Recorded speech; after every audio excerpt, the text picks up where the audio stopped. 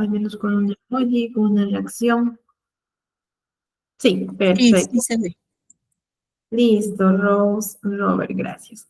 Bien, chicos, como parte de la terapia que nosotros o de la psicoterapia que nosotros realicemos con nuestros consultantes, ¿ustedes creen que es importante la psicoeducación?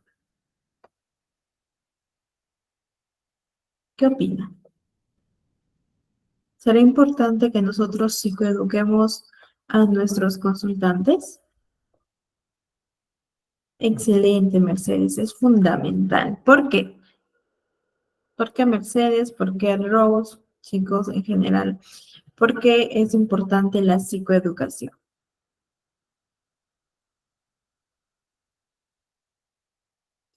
Así es, importante, nos comenta Good Day. Así es fundamental, es importante, pero ¿por qué? ¿Por qué consideramos que sí deberíamos de realizar la psicoeducación durante el proceso de intervención hacia nuestros pacientes? A ver, Mercedes, principalmente para prevención, aunque también se usa en intervención. ¿Ok? Sí, la psicoeducación solemos utilizar muchísimo, a ver, Elita, para saber la psiquis de cada persona. Ok, bien, la psicoeducación, pues evidentemente, chicos, es importante, uno, para que el paciente pueda comprender, ¿sí? Su diagnóstico, ¿no? O la presunción diagnóstica que nosotros le hemos entregado en el informe psicológico, ¿cierto? Buenas noches, Carolina, qué gusto tenerte en la sala. A ver, Mercedes nos comenta para que conozcan sus emociones, sepan reconocerlas y gestionarlas también. Excelente, así es. Y parte de la intervención, ¿no? Parte de del tratamiento, por llamarlo de esta forma, en la terapia, perdón, en la depresión, es importante que nosotros, si es que tenemos la formación, ¿no? Y el entrenamiento de la TCC, que es la terapia cognitiva conductual, informarles en qué consiste esta terapia cognitiva conductual. ¿Sí? En primer lugar, los pacientes tienen derecho porque es su vida, es su proceso y ellos están invirtiendo en el mismo, ¿cierto? Entonces, nosotros podemos proporcionar información de diferentes formas, ¿sí? Ya sea a través de videos, a través de imágenes, a través de solo palabras, etcétera. Sin embargo, algo que yo suelo utilizar muchísimo, porque ya como vamos varias sesiones en el proceso de evaluación, identifico cuál es el estilo de aprendizaje de mi paciente. Algunos tienden a ser más visuales, otros auditivos, otros kinestésicos, etcétera. Entonces, yo voy a usar esta oportunidad para poder psicoeducar a mi paciente, ¿no? En este caso, yo le digo, ¿en qué consiste la terapia cognitivo-conductual que vamos a llevar a cabo durante las siguientes sesiones? Y le explico cómo les expliqué a ustedes en un inicio, ¿no? Que la situación, pues, en sí es objetiva, que tanto tú como yo vamos a pasar en algún momento, ¿no? Quizás sí, quizás no, pero es una situación a la cual no podemos cambiar, ¿sí? O las experiencias que nos ha pasado en la vida, no podemos cambiarlo en nuestro presente, no tenemos ese poder de poder realizarlo, ¿listo? Sin embargo, a través de esta situación nosotros vamos a generar una interpretación que sería nuestro pensamiento, ¿cierto? Y es este pensamiento el que puede ser funcional y puede ser disfuncional. Bien, y le doy aquí ejemplos de pensamientos funcionales y de pensamientos disfuncionales al paciente. Ello va a generar una emoción o varias emociones. Si es un pensamiento disfuncional, evidentemente las emociones van a ser más que todas estas emociones desagradables, ¿no? Que no nos gusta tener mucho contacto con ellos, como la tristeza, la frustración, la angustia, la ansiedad, etc. Y ello también desemboca en una acción, que esa es la estrategia comportamental que tú tienes para poder afrontar la situación como tal. Bien, y a veces tenemos acciones tales como la autolesión, ¿no? Si es que mi paciente presenta la autolesión, tales como la evitación, el, el aislamiento, ¿no? O la agresividad, etcétera. Bien, entonces yo le voy a explicar este cuadro en base a las necesidades que presenta mi paciente, ¿sí? Evitemos el hecho de juzgar. Bien, siempre tengamos cuidado mucho al poder referirnos con sus ejemplos de su vida, ¿sí? De sus experiencias de vida. Bien, y por otro lado, también una vez que yo ya le explico esto, el paciente, para que yo pueda garantizar que ha comprendido la función de la TCC, entonces le solicito que él pueda eh, brindarme un ejemplo, ¿sí? Con una experiencia propia. ¿Listo? Y bueno, aquí le explico un poco acerca de que los pensamientos afectan a nuestro estado emocional, ¿no? Entonces, algunos pensamientos aumentan la probabilidad de que tú, como Juan, como Marcos, como María, etcétera, puedas deprimirte, mientras que otros disminuyen dicha probabilidad. Entonces, si tú logras comprender tus propios pensamientos, tus acciones, bien, van a afectar, pues, a tus emociones, ¿no? Como lo hemos visto en este gráfico. Entonces, puedes aprender a tener un mejor control sobre estos y sentirte, pues, de manera más saludable. Y por otro lado, también es importante que nosotros podamos psicoeducar a los pacientes de qué son pensamientos y qué son emociones. ¿Por qué? Recuerden que nosotros utilizamos mucho lo que es el autorregistro, ¿sí? Y en el autorregistro, a mí en muchas ocasiones me ha pasado que ponen como sentimientos los pensamientos, ¿sí? O al revés, perdón, ¿no? Entonces sí es importante que el paciente pueda diferenciar entre el pensamiento y la emoción, porque les puede pasar, ¿bien? Entonces, uy, esperen un momento, ya. Entonces, los pensamientos le decimos que son ideas, ¿sí? Que pues está en nosotros y que se refieren más que todo a nosotros mismos, ¿no? También hay pensamientos hacia otras personas, hacia la vida, etcétera. Entonces, nosotros nos hablamos mentalmente todo el tiempo, ¿bien? Pero no todo el tiempo nos damos cuenta, no todo el tiempo somos conscientes de estos pensamientos, ¿sí?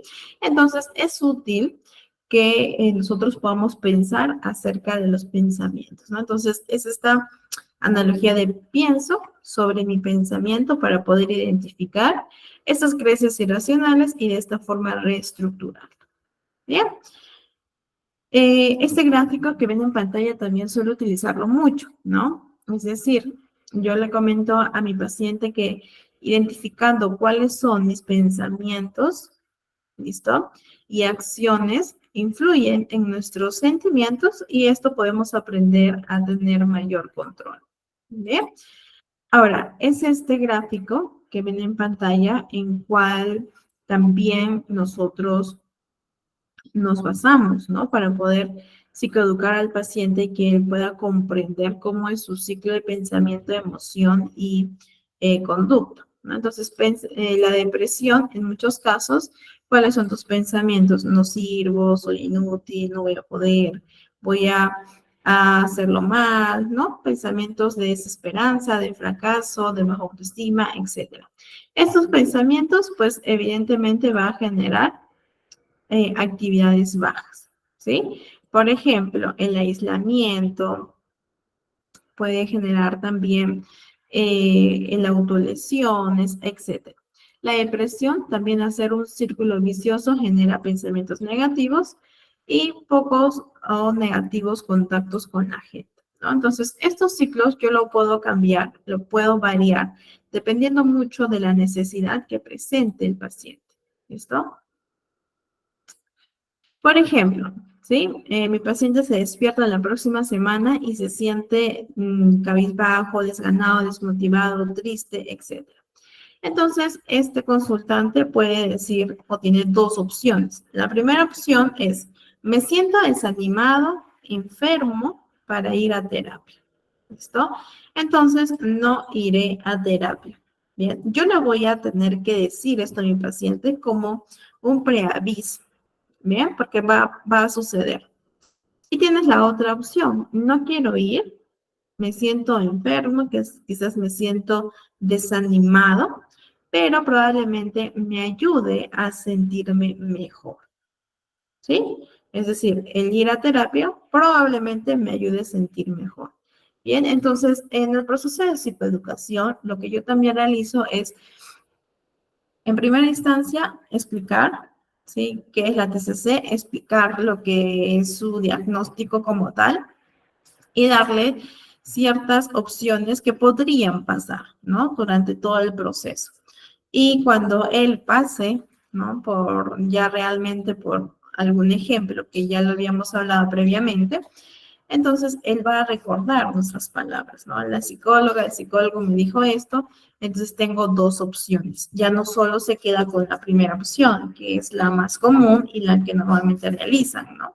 Sino que ya tiene una segunda opción como tal. Después, chicos, a ver, este PDF ustedes también ya lo tienen. Como parte de un reforzamiento, por decirlo de esta forma, también podemos explicar, ¿no? ¿Qué sabemos sobre la depresión? ¿Listo?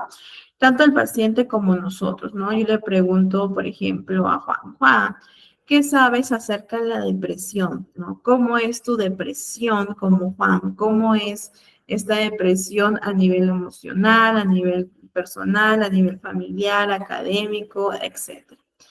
Y las características más comunes o los síntomas más comunes, por ejemplo, podría ser el estado de ánimo bajo, si es que Juan lo presenta, hace una X, ¿no? Trastornos del sueño, del apetito, de la misma forma. Bien, para que él pueda interiorizar un poco más acerca de su depresión. Le decimos que la depresión pues, puede afectar profundamente al funcionamiento de cualquier ámbito y le damos su ejemplo, ¿no? Del mismo paciente, por ejemplo. A ver, Juan, tú me comentaste que a nivel personal, o mejor dicho, a nivel social, ya no sales con tus amigos. Entonces puede ser que tu depresión, ¿no? Que la depresión que estás presentando ahora afecte a este ámbito social, ¿no? Por lo tanto, tú presentas aislamiento, tal. Bien, para que el paciente pueda reconocer y pueda comprender su diagnóstico. Por otro lado, también es importante que nosotros le brindemos esta información, porque si bien es cierto, el consultante quiere una mejoría rápida, en muchos casos suele pasar, sabemos y somos conscientes de que eso no va a ser así, aunque incluso durante el proceso puede haber recaídas, ¿bien? Entonces, es importante que él, desde un inicio, sea consciente de que la mejoría no es inmediata, ¿bien? Y que esta mejoría se va a obtener y él también va a sentir a lo largo de las sesiones, ¿listo? Y también es importante comentarle acerca de las recaídas, ¿no? Que él va a sentir que no está avanzando, ¿no? Y que quizás para la terapia no hay o no está yendo bien con su terapia, etcétera. ¿Listo? Es importante poder prevenir a los pacientes. A ver, por otro lado, también, ¿qué puedo hacer por mí mismo, no? A la vez, ir a terapia, evidentemente, quizás también la derivación a psiquiatría, dependiendo muchísimo de la evaluación y del diagnóstico, ¿no? Entonces, hábitos saludables, como por ejemplo intentar recuperar algún hobby, no de manera inmediata ni tampoco de una intensidad fuerte, sino de forma progresiva, que eso lo vamos a ver más adelante con la activación conductual. Realizar ejercicio físico, ¿no? Y tampoco vamos a decir al paciente que realice 30 minutos de ejercicio físico. No, quizás comenzar con 5 minutos, con 2 minutos, ejercicios que a él le ayude a poder incentivar un poco la motivación. Intentar quedar con amigos con más confianza, ¿sí? Quizás no con los compañeros de trabajo, ¿no? Sino con amigos que él se sienta seguro para que poco a poco, expandir y que puedan ingresar más amigos en su entorno social. Evitar refugiarse sobre todo en el alcohol y en otras sustancias también. De la misma forma, chicos, también les compartí este PDF para que el paciente pueda reconocer sus síntomas y pueda comprender un poco más su diagnóstico. Bien, entonces, por ejemplo, síntomas fisiológicos. Yo tengo quizás dolores de cabeza. Presento muchos dolores de cabeza, entonces marco con una X. Ahora, esto a mí me ayuda, uno, para poder obtener información de qué síntomas se están presentando y también trabajar en ellos. ¿Listo? Y yo le puedo preguntar, ¿en qué momentos sientes el dolor de cabeza? ¿Qué haces para poder mitigar el dolor de cabeza? ¿Cuál es la situación que quizás está provocando este dolor de cabeza? Bien, y le vamos a explicar también por qué el dolor de cabeza podría ser un factor de la depresión. ¿Listo? No un factor quizás directo, pero sí cómo o por qué está presentando este síntoma como tal. ¿Listo? De la misma forma con síntomas conductuales, síntomas cognitivos y los síntomas afectivos. ¿Listo? De la misma forma. Entonces, tiene una función como feedback para el paciente, ¿no? Para que él pueda comprender también su depresión, sus síntomas, y a nosotros para obtener incluso mayor información acerca del paciente. Bien, chicos, a ver, por aquí creo que hay una pregunta. Tal vez nos puede recomendar algunos documentos de una diferencia. Ya, yo tengo uno, Mercedes, se los voy a estar compartiendo. ¿Listo? Para que lo puedan visualizar. Bien, por otro lado, también hay videos que nos ayudan. También se los voy a estar compartiendo. Ya lo voy a anotar para que no se me olvide. Entonces, uno para las emociones, para que los pacientes puedan identificar, ¿no? Las emociones y los videos. Ya. Entonces, chicos, por otro lado, nosotros, como ya les comentaba en las sesiones anteriores, trabajamos mucho con lo que es el autorregistro. Bien, hay muchos autorregistros como los días grises, el termómetro, etcétera. Bien, entonces aquí el que ven en pantalla es el registro común, ¿no? El inicial, por decirlo de esta forma, en el cual el paciente va a tener que plasmar la fecha, ¿bien?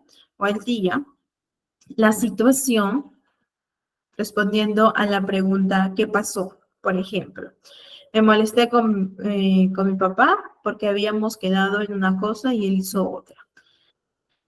No me gusta que cambie algo que ya habíamos quedado quizás previamente. Eso pasó. Pensamiento, ¿qué pensé en ese momento? Bueno, en ese momento yo pensé que a mi papá no le importa lo que yo digo, hace lo que quiere y después se enoja conmigo, ¿no? Ese es su pensamiento. Emoción, ¿qué sentiste en ese momento? Y siempre, chicos, que lo puedan plasmar en una escala, ya sea del 0 al 10 o del 0 al 100, ¿no? Por ejemplo, en cuanto al nivel de intensidad. En este caso, el 10 es el nivel máximo, ¿no? Sentí cólera en un nivel 9, que sí es alto. Sentí frustración también en un nivel 8. Y la conducta, ¿qué hice? ¿Cuáles fueron mis estrategias conductuales en ese momento? Bueno, levanté mi voz y le dije, ¿dónde está? Levanté mi voz y le dije que no me escucha, que es injusto y que ya no quiero hablar con él. Bien, ese es su registro básico inicial que nosotros realizamos con los pacientes. ¿Ya? Ahora, este registro, uno, nos va a ayudar para que nosotros establezcamos nuestra línea base. ¿Ya?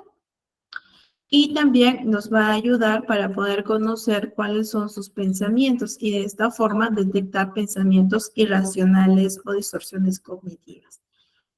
Y vamos a aprender entonces ahora a detectar estas creencias irracionales. ¿En qué consiste? En buscar estas ideas que evidentemente producen emociones y conductas desagradables en nuestros pacientes. Entonces, como les decía, se usan los autorregistros que llevan un listado de creencias irracionales, ¿no? O también nosotros podemos preguntar, Entonces, para que nosotros podamos detectar estas creencias irracionales, podríamos realizar diferentes preguntas, ¿sí? Tales como, ¿qué pasa por tu mente mientras estás deprimido? ¿Qué pasa por tu mente mientras que estás triste, ansioso, alegre, frustrado, enojado, etcétera? ¿Listo? ¿Le viene a tu mente alguna imagen, algún recuerdo? ¿Qué pasa, o mejor dicho, qué piensa que podría pasar? ¿Qué es lo peor que cree que podría pasar o suceder? ¿Y qué piensa que podría ocurrir si no hiciera tal cosa? Bien, esas preguntas pues evidentemente va a depender mucho del pensamiento que el paciente ha registrado. Bien, entonces, para que yo pueda detectar las creencias, ¿sí? Como un repaso, pues tenemos que realizar el autorregistro. Bien, esta ficha nosotros lo realizamos y se la entregamos al paciente para que lo registre todos los días hasta la sesión. Bien, ahora, otra técnica que nosotros utilizamos es la técnica de la flecha descendente. Es una técnica muy conocida en la TCC. ¿De qué consiste esto? Bien, a través de la técnica flecha descendente, nosotros vamos a poder identificar la creencia básica, ¿sí? Que es importante. ¿Cuál es la creencia básica que rige el pensamiento del paciente? Es decir, detrás de estos pensamientos, ¿sí? Detrás de estos pensamientos que son los automáticos, hay creencias básicas que, como les comenté la sesión anterior, esas creencias básicas se van formando desde la niñez. Bien, desde que somos pequeños se va consolidando en la adolescencia y pues evidentemente está implementado en la adultez. Bien, entonces vamos a identificar la creencia básica que está por debajo de un pensamiento. ¿Qué preguntas puedo yo realizar? ¿Qué significa esto para mí? Y entonces, si esto es así, si esto es verdad, ¿a dónde me lleva este pensamiento? ¿Sí? Son dos preguntas que yo puedo estar utilizando para realizar la técnica de la flecha descendente.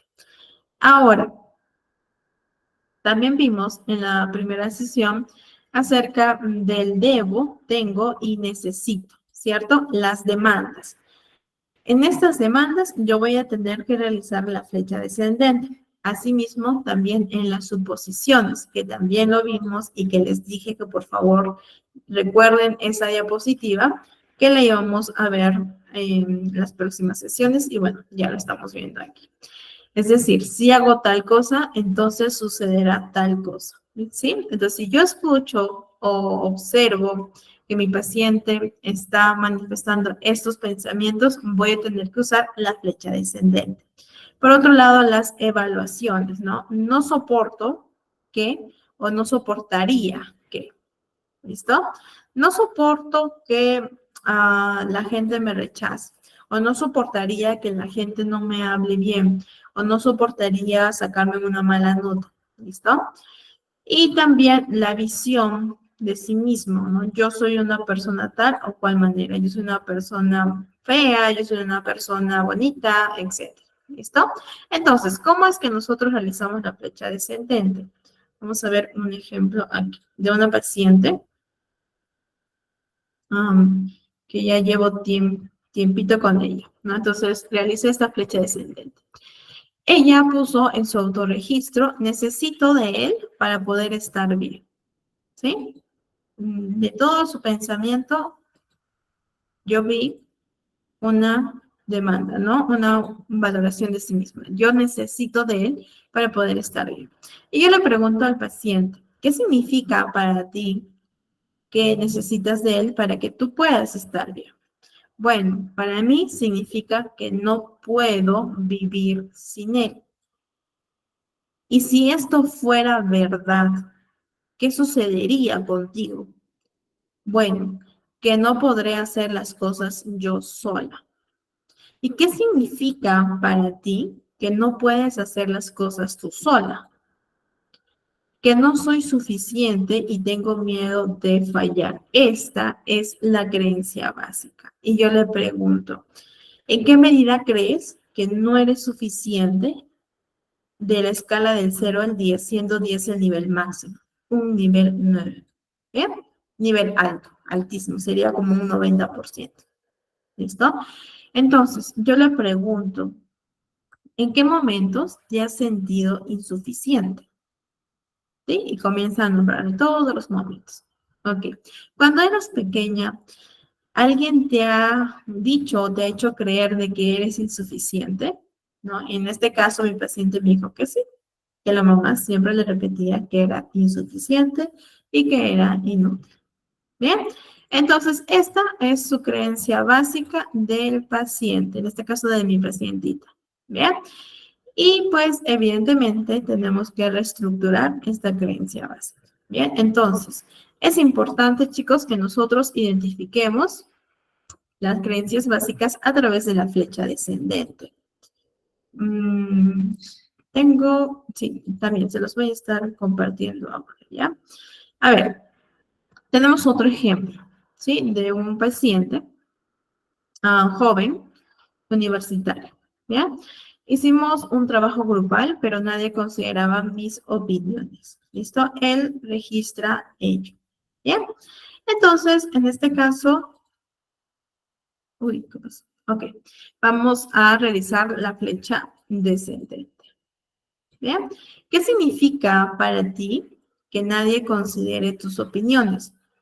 Bueno, para mí significa que ellos piensan que no sé. Y si esto fuera verdad, de que ellos piensan que tú no sabes, ¿qué significa para ti? Que he hecho un mal trabajo. Y hacer un mal trabajo, si esto fuera verdad, ¿qué diría de ti? Que soy un mal estudiante. Y si eres un mal estudiante, si decimos que realmente eres un mal estudiante, bien, y si esto fuera verdad, ¿qué diría este pensamiento acerca de ti o qué significa para ti? Que no hago bien las cosas. Y si no haces bien las cosas, ¿qué significa para ti? Que no soy inteligente. Esa es su creencia básica. No soy inteligente. ¿Bien? Creencia central.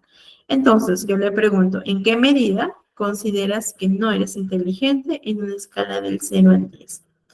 En un nivel 10. ¿Sí? Creencia básica. ¿En qué momentos te sientes o piensas de esta forma, que no eres inteligente? Cuando eres pequeño, ¿quién te hizo creer que no eres inteligente? La profesora, mi mamá, mi papá, mis tíos, mis abuelos, etc. ¿Listo? Flecha descendente. Aquí tenemos algunas otras preguntas. Por ejemplo, ¿no? ¿Qué significa para ti? Si esto fuera verdad, ¿qué sucedería? ¿Qué habría de malo? También podemos utilizar esta pregunta, ¿no? Por ejemplo, ¿qué habría de malo si haces un mal trabajo? Que ellos van a pensar que soy un mal estudiante, ¿no? O que soy una persona que no puedo hacer las cosas bien, etc. ¿Listo? ¿Y en qué medida crees este pensamiento de la escala de 0 al 10? ¿Listo? Una vez que nosotros ya hemos identificado sus creencias básicas centrales del paciente, vamos a tener que debatir, que es parte de la reestructuración cognitiva. ¿Bien? Entonces, vamos a fomentar, en este caso, el pensamiento crítico, es decir, en el debate o este cuestionamiento, los pacientes van a enfrentar a sus filosofías o a sus pensamientos irracionales y se les pide que las examinen para que vean si es que tienen sentido o si es que son útiles, ¿sí? Si es que les genera malestar o si es que les genera bienestar. Ahora, recordemos, listo, que los pacientes son abogados de sus propias creencias. Bien, y en este caso nosotros vamos a tener que fomentar muchísimo lo que es el debate. Ahora, cuando realicemos el debate, desde la primera parte de este proceso tenemos que comentarles que cuando ellos respondan, no van a responder con supuestos, no van a responder con creencias, sino que sean hechos objetivos, reales. ¿Listo? No supuestos, no creencias, no eh, creencias hipotéticas, no, sino hechos reales, objetivos. ¿Listo? Entonces, tenemos tres tipos de estrategias en el debate. A ver, vamos a... Aquí. La primera estrategia es que prueban los datos, perdón, la primera estrategia hace referencia a las estrategias empíricas, ¿sí? Que tenemos preguntas tales como ¿qué prueban los datos? ¿Qué evidencia tienes? ¿Qué evidencia tiene lo que piensas? ¿Es cierto que siempre ha sido así? ¿Cuál es la probabilidad de ocurrencia? ¿Sí? Son estrategias empíricas. Por otro lado, tenemos las estrategias pragmáticas, que hacen referencia más que todas las consecuencias, ventajas, etcétera, ¿no? Por ejemplo, ¿qué ventajas nos ofrece este pensamiento? ¿Qué desventajas o consecuencias negativas nos ocasiona este pensamiento? ¿Qué utilidad tiene pensar de esta forma? ¿Me ayuda a pensar de este modo? Y las estrategias lógicas, que hace referencia más que todo a lo racional, ¿no? Por ejemplo, ¿es racional o es lógico lo que estoy pensando? ¿Tengo suficiente coherencia en cuanto a mi pensamiento? ¿Sí o no? ¿Listo? Entonces son estrategias que ustedes se pueden estar guiando para poder realizar lo que son las preguntas como tal, ¿no? Y es esto el debate. Entonces, ese es más o menos el proceso de reestructuración cognitiva, ¿sí? Identificamos el pensamiento disfuncional, ¿cierto? También con la flecha descendente realizamos el debate que hace referencia a estas estrategias. Y siempre, chicos, importante es que una vez que hemos realizado el debate, el paciente culmine el ejercicio con un pensamiento alternativo, con un pensamiento realista adaptativo. Por ejemplo, si mi pensamiento disfuncional era que soy insuficiente, voy a realizar mi debate. Por ejemplo, ¿qué evidencias tengo que soy insuficiente? ¿Qué hechos contradicen a este pensamiento de que soy insuficiente? ¿Qué ventajas me trae pensar de esta forma? ¿Qué desventajas? ¿Es útil? ¿Es racional? Etcétera. ¿Listo? Todo mi debate. Y una vez que yo ya realizo el debate, voy a tener que crear un pensamiento alternativo. ¿En qué te gustaría ahora, sabiendo que tu pensamiento no es racional, no tienes evidencias? Entonces, ¿a qué pensamiento podríamos cambiar? Un pensamiento más realista y funcional.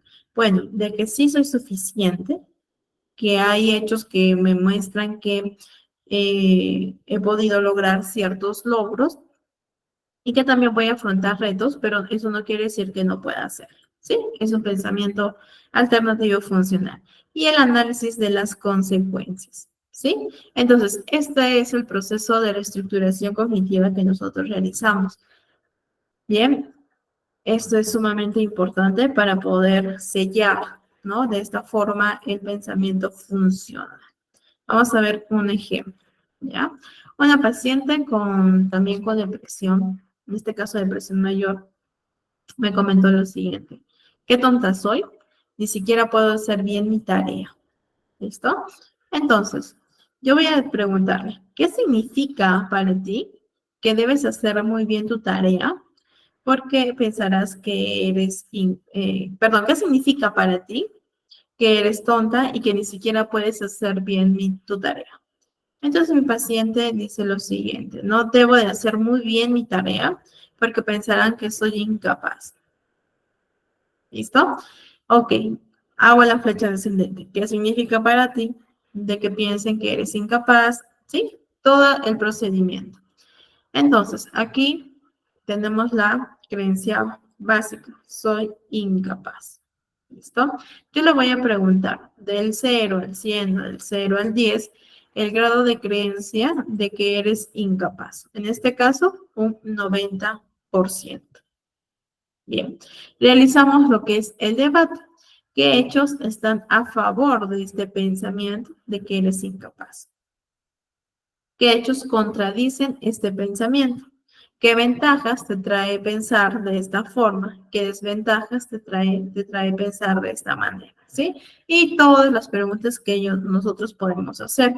A ver, también olvidé, pero les voy a estar compartiendo un documento en donde hay toda una lista de preguntas que ustedes pueden realizar en su debate, ¿sí? Hay varias preguntas para que ustedes lo realicen. Y una vez que ya realizamos el debate como tal, pasamos al pensamiento alternativo, ¿sí? Entonces, en este caso, mi paciente comenta que, bueno, es normal sentirse así cuando uno está confundido. Las personas pueden cometer errores y no existe la perfección. Evidentemente, chicos, es un pensamiento alternativo, funcional, adaptativo, ¿cierto? Y le voy a preguntar el grado de creencia, pero primero del primer pensamiento. ¿Bien? Entonces yo le digo, a ver, tú me dijiste en un inicio de que eres incapaz, ¿cierto? Bien, nos hemos dado cuenta que no, que realmente no eres incapaz por tal razón. Bien, enumero todas sus respuestas. Y podrías decirme del 0 al 100 o del 0 al 10 tu nivel de creencia de que eres incapaz. En este caso, mi paciente me dijo un 15%. ¿Bajo? Sí. ¿Cierto? Sí bajó el nivel de creencia y poco a poco va a estar bajando un poco más. Sí, con otras herramientas. Y le preguntamos el nivel de creencia del pensamiento alternativo. Bien, del 0 al 100 o del 0 al 10, ¿qué tanto crees este pensamiento alternativo que tú misma has construido? Bien, entonces en este caso creo que seas un 85%. ¿Listo? Bien, y le preguntamos, ¿no? ¿Cómo te sientes ahora? ¿Más tranquila, más calmada, ¿no? Motivada, etcétera? ¿Qué puedes hacer entonces? Y llevamos a la acción. Bueno, me voy a planificar, voy a llevar una agenda, ¿no? Voy a realizar autoinstrucciones, etcétera. ¿Listo? Entonces, de esta forma, realizamos lo que es la reestructuración cognitiva. Bien, una vez que el paciente, ¿sí? Ya sepa cómo es todo este proceso de la reestructuración, le entregamos yo le entrego este registro de pensamiento. Ojo, este registro de pensamiento es cuando ya realizamos el debate. A ver, tenemos una pregunta aquí. Ok, sí, continúa con lo que es el debate, Jennifer. Sí, es muy poco probable de que el porcentaje sea bajo, ¿ya? Es muy poco probable, pero también puedes hacer un debate fomentando el pensamiento alternativo, ¿no? Por ejemplo, ¿qué evidencias tienes para este pensamiento alternativo? ¿Listo? Y también, aparte, con otras herramientas que vamos a ver a continuación, también te puede funcionar. ¿Listo? Pero sí es importante continuar con el debate hasta que la paciente pueda interiorizar el pensamiento. Bien, ahora esto, lo que tú me comentas, se va a, creo que lo tengo aquí, justo aquí, se va a consolidar con las tarjetas de apoyo. Entonces, una vez que el paciente ya haya realizado su pensamiento alternativo, pasamos a fomentar, ¿no? O consolidar el pensamiento con las tarjetas de apoyo, que ahorita en un momento les voy a explicar, ¿ya? Entonces, como les estaba comentando, nosotros realizamos lo que es el registro de pensamiento, en particular después del debate. Entonces, ¿qué es lo que tiene que registrar el consultante? La situación, que ya sabemos, ¿no? ¿Qué pasó? Registra. Las emociones, en este caso tristeza, por ejemplo, ¿no? En un nivel 8. Ansiedad en un nivel 9. Cólera en un nivel 10. Ok. Pensamientos automáticos. ¿Qué estaba pensando justo en ese momento? ¿Sí? Entonces, es un pensamiento evidentemente de alta tensión. Por ejemplo, no soy incapaz, no puedo, todo me sale mal, nunca voy a cambiar. ¿Sí? Pensamiento disfuncional.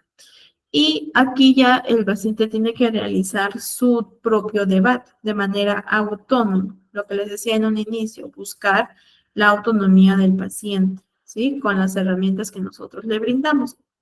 Entonces, aquí tenemos dos opciones. También podemos incrementar otra opción, por ejemplo, evidencia que apoya a este pensamiento de alta tensión. ¿Qué evidencia tiene mi paciente? Evidencia objetiva, realista, no suposiciones, no creencias, no casos hipotéticos. ¿Listo? De esta forma, entonces, registra en caso encuentre una evidencia. Y evidencia que no apoya el pensamiento de alta tensión. ¿Listo? Que evidencias también realistas no apoyan a este pensamiento de alta tensión. Bien, y el paciente lo registra. Si todavía aún tiene el pensamiento disfuncional, podemos utilizar otras preguntas, ¿bien? Para que lo lleven al punto 6, que son pensamientos más alternativos equilibrados, ¿no? Entonces tiene que establecer el pensamiento alternativo, ¿no? Entonces establece el pensamiento alternativo funcional y también pone el porcentaje, ¿no? Por ejemplo, un 50% del grado de creencia. ¿Listo? Y en el punto 7 vamos a tener que estimar emociones. En este caso va a tener que volver a evaluar las primeras emociones, ¿no? Por ejemplo, sintió tristeza en un nivel 8. Ahora, ¿cómo está la tristeza después de haber realizado todo este proceso? Quizás en un nivel 3. Ok. La ansiedad en un nivel 2. ¿Qué dije? Cólera, frustración en un nivel 2 también. ¿Listo? Entonces ya el nivel redujo y para que poco a poco se mitigue, ¿no? El nivel de las emociones que son un tanto desagradables, le podemos ayudar, ¿no? Que él mismo, ella misma se pregunte qué necesito para poder estar en un nivel 0. ¿Qué necesito en ese momento para estar en un nivel 0? Llorar, ok, me permito llorar, bien, lloro unos momentos o un periodo de tiempo para llegar a un punto 0. Que estoy ansiosa, ¿qué necesito? Quizás realizar respiraciones, o cantar, o bailar, etc. Entonces realizo eso para llegar a un nivel 0. Estoy enojada, frustrada en un nivel 2. ¿Qué necesito para llegar a un nivel 0? Quizás gritar. Entonces agarro una almohada y grito en la almohada. ¿Sí? Bien, y después vamos a establecer una nueva emoción. Quizás tranquilidad en un nivel 8. ¿Listo? Tranquilidad o felicidad en un nivel 7, ya dependiendo de los pacientes. Buenas noches, Ruby. ¿Listo? Entonces, este es el nuevo autorregistro que se realiza. Bien, en la sesión después del debate. Listo, y como les decía, ¿no? Las tarjetas de apoyo. Estas tarjetas lo va a tener que tener acceso inmediato el paciente, que esto sirve como para estimular los pensamientos adaptativos, ¿sí? Además de recordar estrategias de apoyo. Y ayuda también para poder activar al paciente. Entonces, las indicaciones que nosotros le realicemos al paciente es que ellos tienen que leer estas tarjetitas de apoyo por lo menos 3 veces al día, ¿sí? O cuando las necesiten. Sin embargo, lo que yo realizo es que sí o sí lo tienen que leer 3 veces al día, ¿bien? Hasta que poco a poco yo ya vea que en su registro, que sus pensamientos ya tienden a ser más funcionales y pues evidentemente ya estas tarjetas lo usarán cuando ellos lo necesiten. Entonces, ¿en qué consiste esta herramienta? Primero, la primera parte de la tarjeta va a ser el pensamiento adaptativo, ¿sí? El pensamiento funcional que llevó a cabo tras haber realizado el debate. ¿Listo? Y en la segunda parte, las tarjetas de apoyo, va a tener que poner estrategias, ¿sí? Es decir, qué técnicas puede realizar el paciente cuando se encuentra en una situación difícil. Evidentemente, nosotros vamos a tener que enseñar algunas herramientas, ¿sí? Para que él pueda o ella pueda establecer en sus tarjetas de apoyo. Ahora, tengo varias pacientitas que lo han hecho como llaveros, ¿sí? Como llaveritos y lo han plastificado como una tapita durita, ¿no? Transparente. Y lo utilizan en sus sesiones, fuera de las sesiones, etc. ¿Bien? Entonces ya va a depender mucho de cómo nosotros lo realizamos y también la creatividad de nosotros, ¿sí? Y de los pacientes. Entonces, vamos a ver un ejemplo de cómo es una tarjeta de apoyo. Esa es la parte número uno. ¿Sí? Imaginemos que esta es una tarjetita. Esta es la parte número uno, en donde va a tener que establecer el pensamiento adaptativo, ¿no? Por ejemplo, am, uy, ¿qué es esto? Ya, aquí. Establece el pensamiento alternativo. Es posible que sienta que no pueda hacerlo, pero quizás eso no sea verdad. Tal vez sea difícil, pero no es verdad que no pueda hacerlo. ¿Listo? Entonces, cuando mi paciente tenga o afronte una situación difícil, ¿bien? Entonces va a tener que leer esta tarjetita. ¿Listo? O también 3 veces al día. ¿Bien? Esto pues va a depender también, chicos, de ustedes. ¿Listo? Bien, entonces, esto. Bien, con relación a la primera. Con relación a la segunda tarjeta, es decir, en la parte de atrás. ¿Sí? Esa es la parte de adelante y pone el pensamiento funcional. Y en la parte de atrás pone las estrategias, ¿no? Por ejemplo, ¿qué estrategias voy a utilizar cuando esté en triste? ¿Sí? En un estado de ánimo triste. Bueno, escribir mis pensamientos, ¿sí? Puede ser también. Llamar a una amiga, ¿bien? Para poder conversar, correr o hacer algún tipo de ejercicio, hablar en voz alta, verbalizar sus pensamientos, ¿no? Esta herramienta es como si el paciente le contara, ¿no? Por ejemplo, yo como Mariana le cuento a mi otra Mariana lo que estoy pensando, ¿sí? Verbalizo el pensamiento y evito que se realice esta bola de nieve. El lavar mi rostro con agua helada, ¿no? Realizarme afirmaciones positivas, hablarme a través de mirándome al espejo, entre otros, ¿sí? Entonces son estrategias que nosotros podemos estar utilizando, o los pacientitos, más que todo, van a estar utilizando en situaciones difíciles. ¿Listo? Bien, chicos, hasta aquí. ¿Hay alguna duda, alguna consulta? ¿O todo está claro? A ver. También les quiero enviar. ¿Todo claro, chicos? ¿O hay alguna pregunta? Por otro lado, también les voy a estar. Aquí está.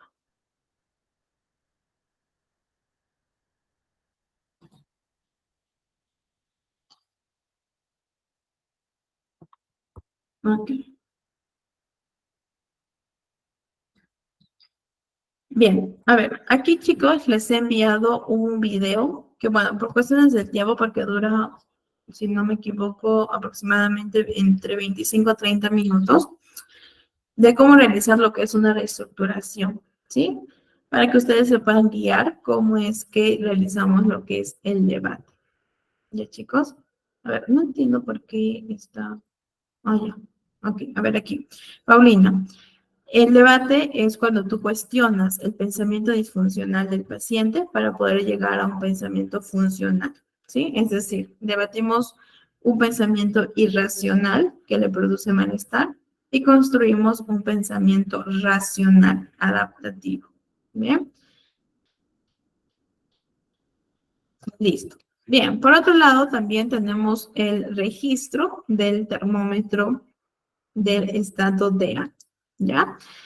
Entonces, ¿qué le voy a decir al paciente? Que cada noche, antes de acostarse, pueda marcar con un círculo del 1 al 10, ¿sí? O del 1 al 7, ya dependiendo, en la columna en que indique cómo se siente, ¿sí? O cómo se sintió ese día debajo de cada una. Por ejemplo, el día lunes yo me sentí en un nivel 2, que hace referencia a peor. Bien. El día martes también me sentí nivel 2. El día miércoles quizás un poco más que regular. El día jueves de la misma forma. El día viernes pésimo. El día sábado bastante mejor. El día domingo quizás un poco más que regular. Bien, esto me sirve a mí para poder ver cómo es que está su estado emocional y qué estrategias se está utilizando. ¿Sí? En actividades, el paciente va a tener que establecer las estrategias, ¿no? Las actividades que está realizando para poder sentirse de este nivel, ¿no? En este caso, 2, 4, 5, 7, 10, etc. ¿Bien? Esto como un seguimiento durante el proceso. Ahora, también tenemos otro formato, que es lo mismo, pero con otro formato. A ver, ¿qué consiste? Bueno, en este caso, establecer el número de semana, el nombre del paciente, el día lunes, martes, miércoles, jueves, viernes, sábado y domingo. ¿Listo? De la misma forma, tiene que ser un círculo de su estado de ánimo. El día lunes, regular. El día jueves, perdón, el día martes, mejor, ¿no? O el mejor día. Bien, y aquí abajo el número de pensamientos positivos y negativos. Por ejemplo, el número de pensamientos positivos, el que tuve el día lunes, fue quizás 4, ¿bien? Y negativos 8. Bien, entonces de esta forma también estoy teniendo el seguimiento del paciente ya en un nivel más numérico. Bien, también puedo estar preguntando en ese momento, ¿no? ¿Qué pensamientos negativos has presentado, has manifestado? ¿Y qué pensamientos negativos, mejor dicho, positivos, has presentado de la misma forma? Bien, listo. Por otro lado, es importante que ayudemos al paciente a gestionar su autocrítica. Sabemos, ¿sí? Yo particularmente, como les comentaba en las sesiones anteriores, tengo pacientes que tienen un diálogo interno muy autodemandante, muy juzgador, autocrítico, ¿sí? Pensamientos de sí mismo muy fuertes, ¿sí? Incluso que eso les lleva a la autolesión en algunos casos y bueno, el intento de suicidio en otros, ¿bien? O la planificación también de su suicidio. Bien, chicos, entonces vamos a ayudar a los pacientes a que puedan gestionar su autocrítica. Y le decimos, quiero que observes cómo se puede modificar una autocrítica negativa a una autocrítica constructiva, que es totalmente distinto. ¿Bien? La autocrítica negativa, bien, te limita y pues evidentemente te hace sentirte de manera de manera desagradable, triste, frustrada, etc. Y la autocrítica constructiva te ayuda a lograr tus metas, restablece también tu autoestima, te ayuda a tener pensamientos más saludables. ¿Listo? Entonces, vamos a ver tres ejemplos de cada uno. En cuanto a la autocrítica negativa, tenemos, no sé hacerlo, nunca lo voy a lograr. Yo le voy a preguntar a mi paciente, ¿por qué es autocrítica negativa? ¿Listo? A ver, chicos, ustedes, ¿por qué creen que este pensamiento, no sé hacerlo y nunca lo voy a lograr, es una autocrítica negativa? ¿Qué pasaría si sus pacientes les dicen, bueno, no sé, usted me puede guiar, por qué este pensamiento es una autocrítica negativa? ¿Qué le dice?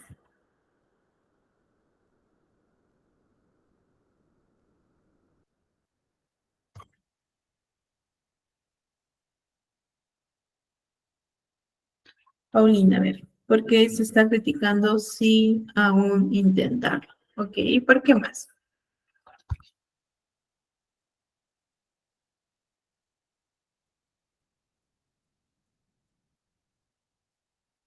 A ver, Angie, está dudando de su capacidad. Excelente. ¿Qué más? Rose, porque tiene inseguridad. Y mira, miren chicos, se está limitando. Nunca lo voy a lograr.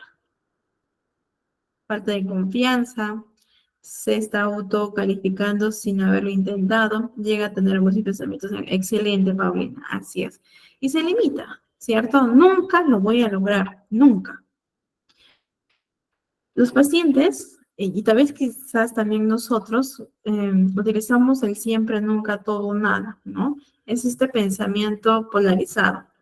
O soy perfecta o soy imperfecta. O lo logro, o siempre hago las cosas bien, o nunca hago las cosas bien. Entonces, aquí es una autocrítica, evidentemente, de falta de confianza, que refleja baja autoestima, que refleja pensamientos negativos, emociones también negativos, un diálogo interior negativo, pero también se está limitando a nunca lo voy a lograr. Pensamiento polarizado, todo o nada, ¿ya? Y le decimos en este caso, bien, ¿cómo vamos a pasar de esta autocrítica negativa a una autocrítica constructiva? Con las siguientes preguntas. Entonces, no sé por qué me aparece eso. Ya está. ¿Qué preguntas podemos utilizar? ¿Existen pruebas de que lo que dice mi crítica interna es cierto? ¿Tengo pruebas de que no sé hacer tal actividad y que nunca lo voy a lograr? ¿Qué creen? ¿Qué podría responder el paciente?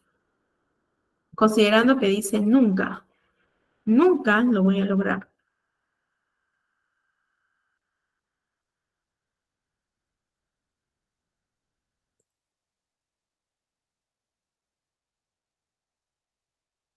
¿Qué creen, chicos? ¿Cuál sería la respuesta del paciente? Pensamiento negativo en los comentarios. Ok, ¿cuál sería este pensamiento negativo? No, si es que yo les digo, perdón, si es que yo le digo al paciente, existen pruebas de que no sabes hacerlo y que nunca lo vas a lograr. Si mi paciente me dice que sí, ¿qué le puedo preguntar para poder debatir este pensamiento?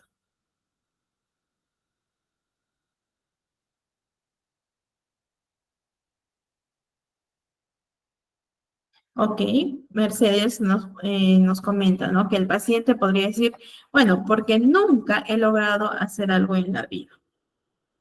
¿Qué le diría? A ver, Paulina, ¿qué pasaría si no lo llegas a lograr? Ok, también, porque no veo resultados en lo que realizo. Vamos a tratar de intentarlo, comentar Rose. Si el paciente, chicos, les diría, porque nunca he logrado hacer algo en la vida, ¿qué pregunta ustedes le realizarían para poder debatir el pensamiento?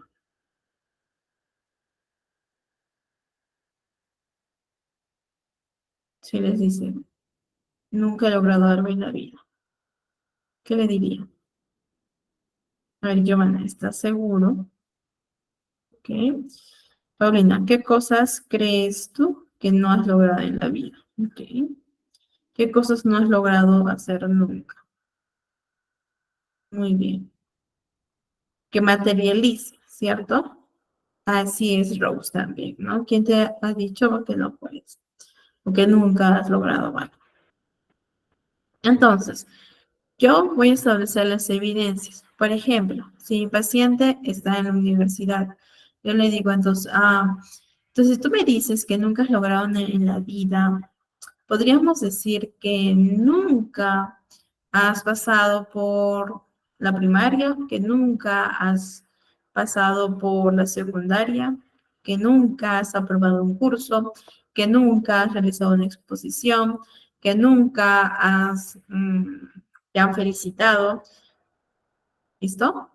Entonces yo voy a establecer evidencias. Así es, Fernando. Bien, si es que mi paciente sigue en ese pensamiento, entonces le establezco evidencias. Así es, Marjorie, también, ¿no? Entonces, debatimos con esa pregunta, tenemos otra, ¿existen pruebas de lo contrario? Bien, ahí sí van a encontrar muchas pruebas los pacientes. Si es que no tienen y yo conozco, entonces yo les voy a ir nombrando. ¿Bien?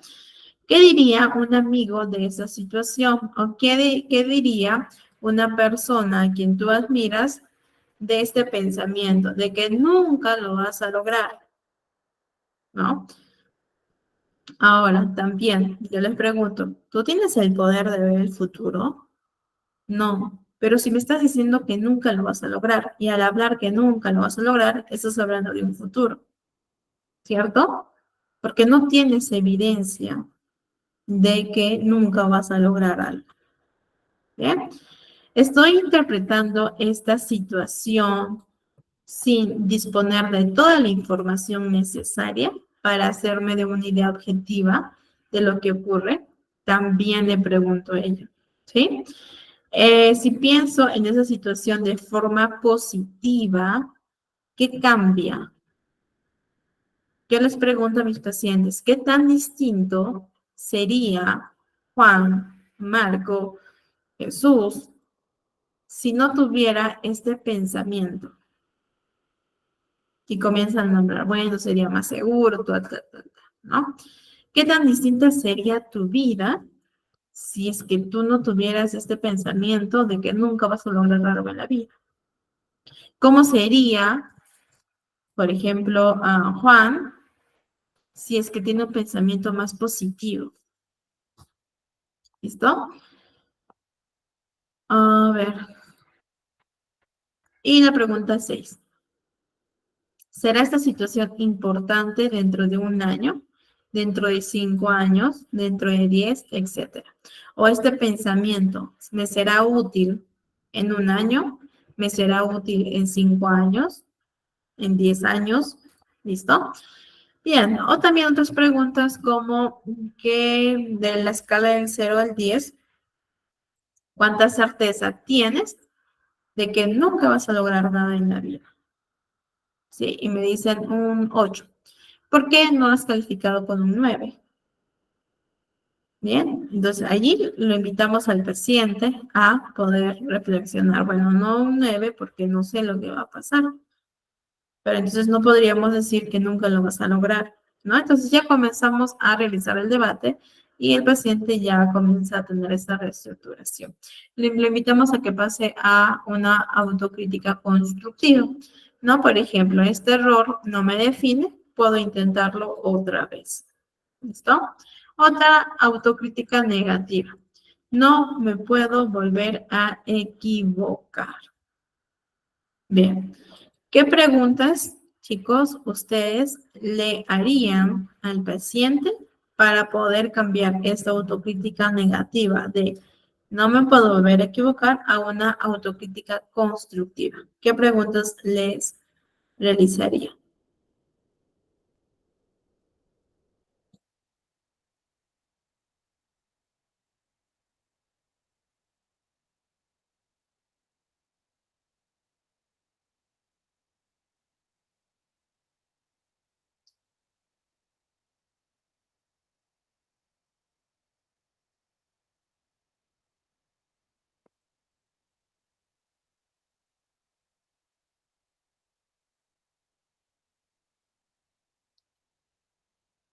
¿Cómo cambian o cómo debaten este pensamiento de sus consultantes? Porque puede suceder, ¿no? A mí me ha sucedido muchísimo con este tipo de pensamientos. A ver, Carolina, ¿por qué crees que tienes que ser perfecto si nadie lo es? Muy bien. O también preguntarle, ¿conoces a una persona que es perfecta? ¿Conoces a alguien que nunca se ha equivocado? ¿No? Equivocarte no está mal, aún mejor de esas equivocaciones sacar provecho, aprenden de ellas. Listo. Con eso podemos cerrar, ¿cierto, Paulina? Fernanda, ¿tú crees que nadie se ha equivocado? Así es, ¿no? ¿Conoces a una persona perfecta? ¿Qué te dice el error o qué te dice equivocarte acerca de ti? ¿No? Para poder conocer un poco más de su creencia básica. ¿Listo? ¿Qué evidencias? Así es, Elena. A ver, Jennifer, ¿qué tiene de malo equivocarse? También. ¿Qué es lo peor que podría pasar si te equivocas? ¿No? Que voy a hacer el ridículo. ¿Y qué es lo peor que podría pasar si haces el ridículo? Que las personas se van a reír de mí. Y si se ríen de ti, ¿qué es lo peor que podría pasar? Me voy a avergonzar. Cuéntame de una persona quien nunca se haya avergonzado.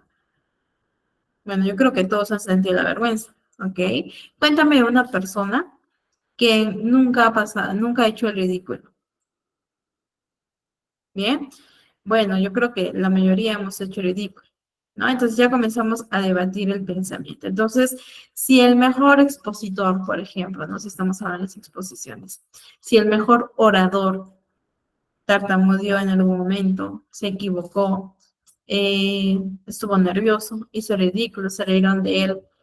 Si el mejor orador no se equivocó, mejor dicho, nosotros no podemos equivocarnos si recién estamos aprendiendo, si recién estamos afrontando esta situación, ¿no?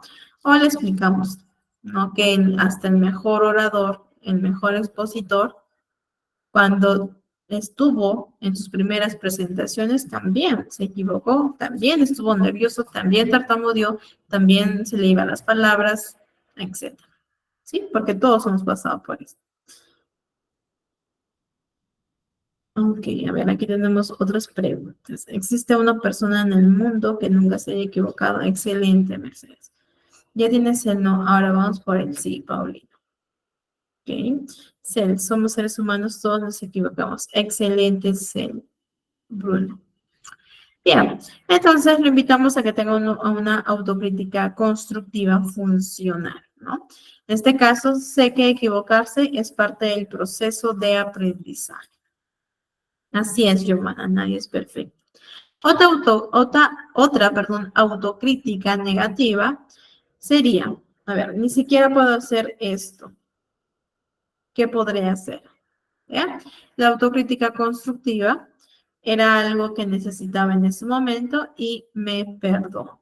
Bien, entonces, una vez que nosotros ya le enseñamos y realizamos esto en la sesión, le dejamos la tarea al paciente de que en la semana puede identificar su autocrítica negativa y esta autocrítica negativa en específico, ¿sí? Lo transforme en una autocrítica constructiva. ¿Bien? Entonces, todas las autocríticas negativas tienen que tener una autocrítica constructiva. Y le preguntamos, ¿qué cuestiones has realizado? ¿Cuáles fueron tus estrategias? El nivel de creencia de esta autocrítica constructiva, ¿bien? Y consolidamos ello con las tarjetas de apoyo, ¿listo? Para que el paciente pueda interiorizar el pensamiento. ¿Listo? Bien, a ver, por otro lado tenemos las frases positivas, ¿no? Que suelo utilizarlo mucho, no solo con los pacientes que tienen depresión, no ansiedad, sino en general. Junto con nosotros, ¿sí? Con los especialistas, vamos a establecer frases o autoafirmaciones positivas que sean significativas para el consultante. Por ejemplo, para mí, quizás me funcione que el pensamiento o la autoafirmación de que soy única y especial, pero quizás para Mercedes no le funciona, o quizás para Rose tampoco le funciona, o quizás para Paulina sí le funciona, ¿no? Y a Giovanna también. Entonces, es importante que toda herramienta siempre tratemos de personalizar en base a las necesidades del paciente. ¿Y a qué me voy? De que las frases positivas tienen que ser establecidas por el paciente y tienen que ser significativas para él, no para mí, sino para él, ¿bien? Entonces, establecemos una lista de frases positivas, por ejemplo, ¿no? Soy especial y me amo, soy fuerte y esto no me va a ganar fácilmente, yo puedo ahora, yo puedo después, yo sé que puedo. Soy capaz de salir de esto, no dejaré que nada ni nadie apague mi brillo, soy valiente, ¿bien? Entonces son frases que a un paciente le puede funcionar como a otro paciente no. Entonces, ¿qué es lo que yo les invito a hacer a los consultantes, ¿no? Que se visualicen, mejor dicho, que se vean en el espejo y comiencen a realizar estas frases positivas, pero no que lo lean como si estuvieran leyendo un monólogo o una lectura, ¿no? O un cuento, ¿no? Sino que realmente puedan sentir la frase, ¿bien? Por ejemplo, soy especial y me amo. Mariana, ¿por qué eres especial? ¿Por qué te amas? ¿Listo?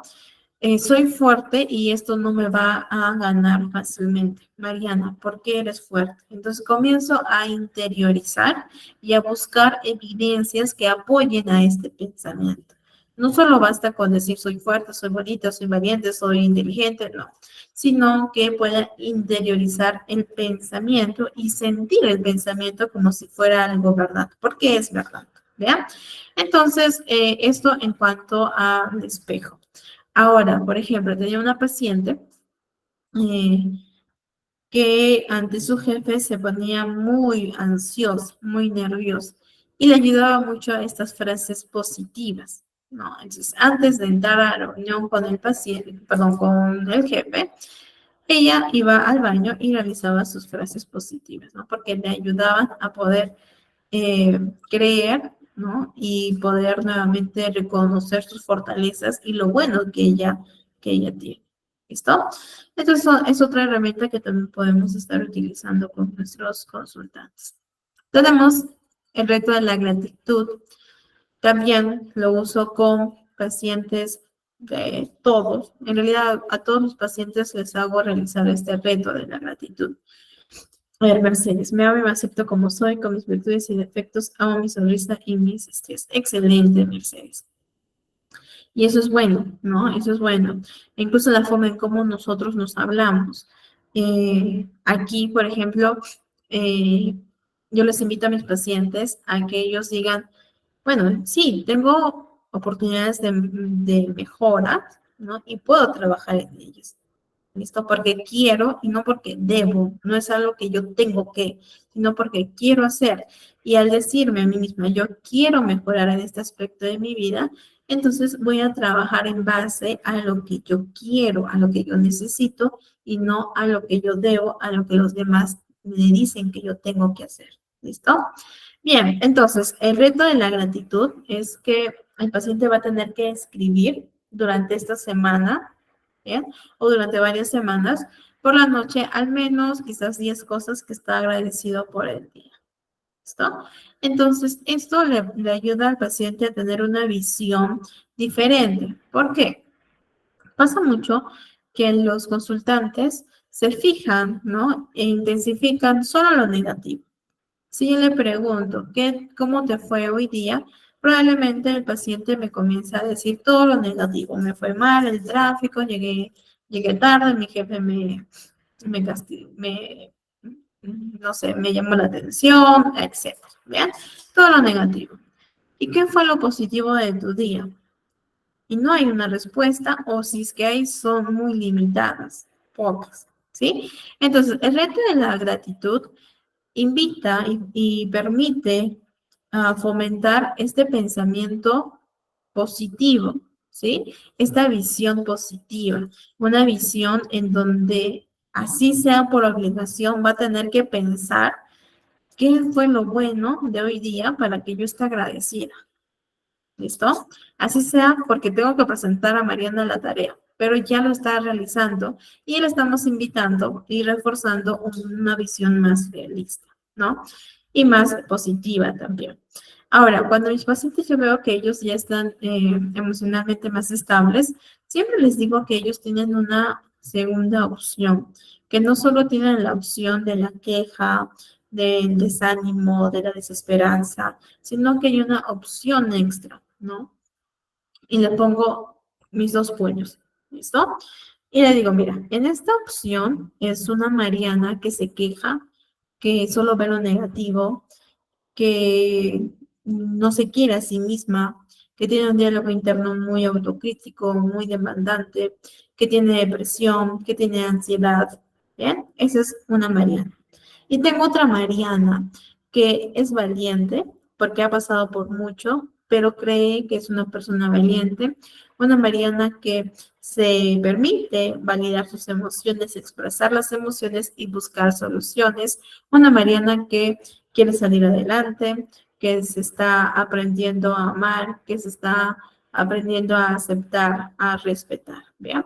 Entonces yo le digo, ¿cuál de las dos Marianas quiere ser? ¿Listo? Y tiene que tocar una, esta. Perfecto. Esta Mariana vamos a tener que construirla, ¿listo? Pero para construirla vamos a hacer el reto de la gratitud.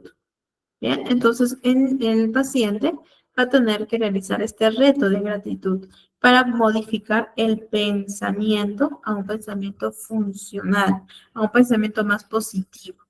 ¿Listo? Y quitar poco a poco, eliminar la visión negativa de sí misma, de su entorno y de los demás. ¿Bien? También trabajamos mucho con la visión realista. Recordemos que los pacientes tienden a suponer y las suposiciones son terribles, ¿cierto? Yo supongo que esta persona no me ama, yo supongo que mi esposo me va a pedir el divorcio, yo supongo que mi hijo se me va a abandonar. Son suposiciones y cuando yo supongo, la mente se cree que es verdad, ¿no? Cuando nosotros realizamos lo que es la visualización, que eso lo vamos a ver en la última clase, la mente cree que de verdad estás en esa situación, por lo tanto genera una emoción, ¿no? Por ejemplo, si ahorita nosotros hacemos un, un ejercicio de visualización y los relajo con música, con una voz más pausada, con un tono de voz más bajo, y les hago imaginar, ¿no? O visualizar, perdón, que están comiendo su postre favorito. ¿Qué va a pasar? Van a salivar, porque la mente va a creer que sí, estás comiendo tu postre favorito. ¿Eh? Entonces, vamos a tener que cambiar esa visión de nuestros pacientes. Si solo se enfoca en lo negativo, su mente va a creer que todo su mundo es negativo, porque no hay otro enfoque. ¿Bien? Entonces, vamos a trabajar con la herramienta de la visión realista, en el cual el paciente va a tener que establecer los acontecimientos, la visión negativa y la visión positiva. Por ejemplo, bueno, mi familia es complicada, no me siento cómoda con ellos. Eso me dice el paciente en la sesión. Ok, yo le voy a decir qué es lo negativo de este acontecimiento, qué es lo que piensas acerca de este acontecimiento. Bueno, que mis padres, mis hermanos, no me comprenden, no son pacientes, no son tolerantes, siempre ven lo negativo de mí, me critican y son conflictivos. Eso es lo negativo. Eso es como yo valoro a mi familia. Ok, ¿y qué es lo positivo de tu familia? ¿O qué es lo positivo de esta situación, de este acontecimiento? Nada, es imposible. Siempre va a haber una visión positiva. ¿Bien? Por ejemplo, aquí, bueno, pude no tener papás, también me libré de tener padres con vicios, padres conflictivos, no, o violentos, ¿no? No siempre me critican, a veces compartimos y siento su amor y su presencia. ¿Listo? Bien, entonces le invitamos a que el paciente tenga una visión positiva del mismo acontecimiento. Así no lo encuentra, tenemos que motivarlo porque sí hay. Y lo guiamos, ¿no? En caso esté persistente en la visión negativa. Tenemos otro ejemplo. Soy una persona muy sensible y esto me molesta porque me trajo muchos problemas, ¿no? Esto es un comentario de una chica jovencita de 22 años, si no me equivoco, que es muy sensible, intensifica mucho a las emociones. Cuando le dicen algo y se siente triste, intensifica mucho la tristeza, ¿no? Hasta llorar, no solo por días, sino también por semanas. Entonces, es algo que a ella no le gusta, pero que es algo real, que está pasando. ¿Bien? ¿Cuál es la visión negativa de este acontecimiento? Bueno, que no puedo mantener relaciones interpersonales saludables. Ok, que todo me afecta, que soy vulnerable ante las críticas y que me retraigo de casi siempre. Bien. ¿Qué es lo positivo? ¿Sí? O cuándo es que te has sentido quizás bien al ser muy sensible. O qué es lo positivo de tu sensibilidad. Bueno, que soy una persona bondadosa, comprensiva, que soy empática, que soy considerada y que en muchos casos mis amigos me avisan, perdón, me buscan para que yo les pueda dar algunos consejos o para que yo los pueda escuchar, etc.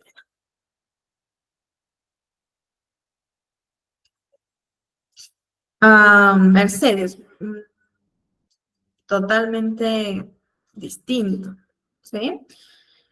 En este caso, trabajar mucho en base a sus necesidades, ¿no? Buscar cuál es su estilo de aprendizaje de este tipo de personas que tienen la condición. Una vez que tú identifiques el estilo de aprendizaje que ellos han desarrollado, puedas adaptar las diferentes herramientas en base a ello. ¿Bien? Entonces sí, va a ser difícil. Ahora, también tenemos que capacitarnos, ¿no? En la forma en cómo podemos entablar una comunicación con una persona que tiene esta condición. Pero eso se puede adaptar. A ver, ¿qué más tenemos? Bien, la activación conductual. Chicos, ¿han escuchado? Ah, no, antes de pasar la activación conductual ya me estaba yendo hacia abajo. Una vez que nosotros ya vemos la visión negativa y la visión positiva, el paciente siempre tiene que cerrar con esto. Hoy decido creer en, ¿bien? Y en muchos casos tenemos que animar a que crean en la visión positiva. ¿Listo? Esto también lo tienen que replicar fuera de las sesiones, ¿bien? En casita. Bien, chicos, a ver, ¿qué conocen acerca de la activación conductual? ¿Han escuchado antes o es la primera vez? Y si conocen acerca de eso, también nos pueden comentar.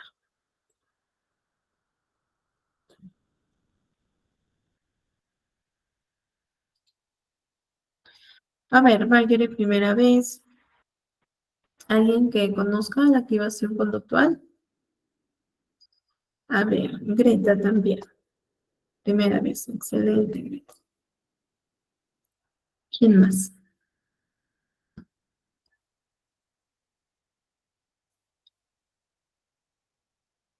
¿Los demás sí conocen acerca de activación conductual?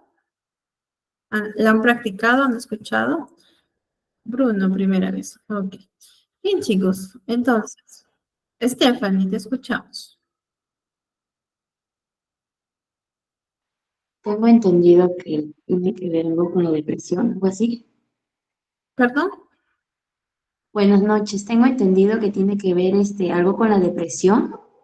Ok, buenas noches, Stephanie. Sí, bueno, se ha demostrado en muchos casos que la activación conductual es una forma de poder intervenir para las personas con depresión, ¿no? Que tienen ese diagnóstico. Entonces, la activación conductual es un tratamiento breve, también estructurado, igual que la TCC, para la depresión, cuyo objetivo es activar conductualmente a los pacientes, ¿sí? De manera específica, chicos. ¿Listo? Ahora, aquí en la activación conductual nosotros no realizamos lo que es la reestructuración de pensamientos, no. Trabajamos netamente aspecto conductual, ¿ya? Yo lo que hago es complementar las herramientas, ¿sí? Complemento las herramientas conductuales y las herramientas cognitivas. Y es lo que deberíamos de hacer, ¿no? Para tener una mejor eficacia en el proceso de intervención. Entonces, la activación conductual se enfoca en los procesos que inhiben la activación, como las conductas evitativas y las conductas de escape. Bien, vamos a ver entonces, para poder comprenderlo mejor, un análisis funcional de la activación conductual. ¿Cómo es que nosotros lo realizamos? A ver, vamos a ver primero el análisis funcional de una conducta desadaptativa, ¿ya?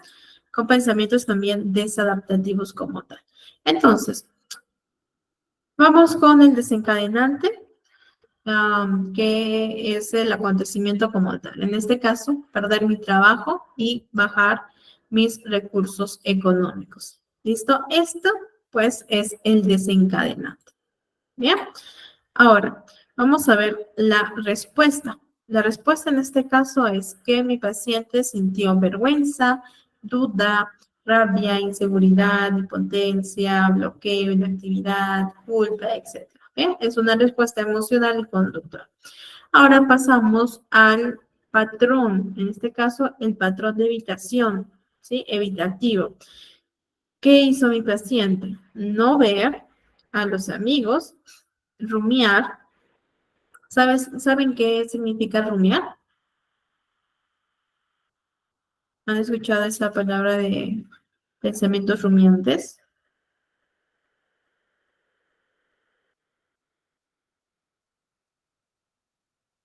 A ver, Mercedes. Dar la vuelta a un pensamiento. Ujú. Son pensamientos intrusivos, ¿no? Que están constantemente en nuestra mente. ¿Sí? Rumiar, mayoría hace referencia a ello. ¿sí? Que son como esos pensamientos intrusivos que están muy frecuentes, que son muy frecuentes en nuestra mente, ¿sí? Son pensamientos que generan en muchos casos hasta ansiedad, ¿ya? Encerrarme en mi cuarto, dormir, distraerme con la televisión, con los juegos, ¿sí? Con el ordenador, etcétera. ¿Qué está pasando aquí, chicos? Quiero que tengan en cuenta esto. Hay una conducta evitativa, un patrón evitativo. Este patrón aumenta la fuerza y la frecuencia de las respuestas depresivas y por lo tanto impiden abordar los eventos, afrontar la situación y de esta forma se realiza el círculo vicioso. ¿Por qué? ¿Por qué se genera este círculo vicioso? Porque yo, al no ver mis amigos, al tener pensamientos rumiantes, al encerrarme en mi cuarto, al dormir y realizar toda esta conducta evitativa, esto me va a generar también vergüenza, rabia, impotencia, desesperanza, duda, bloqueo, inactividad, culpa. Y esta respuesta va a hacer que nuevamente no vea a mis amigos, tenga pensamientos rumiantes, etc. Entonces se hace este ciclo vicioso, aumentando las respuestas depresivas. ¿Qué es lo que buscamos nosotros? Las conductas de afrontamiento. Entonces, nos vamos con el segundo ejemplo, ¿sí? Del mismo, pero con el segundo ejemplo. Desencadenante es el mismo, ¿no? Perder mi trabajo, bajar mis recursos económicos, ¿sí? Ese es el acontecimiento. La respuesta también es la misma ante el acontecimiento. Vergüenza, rabia, duda, desesperanza, impotencia, etc.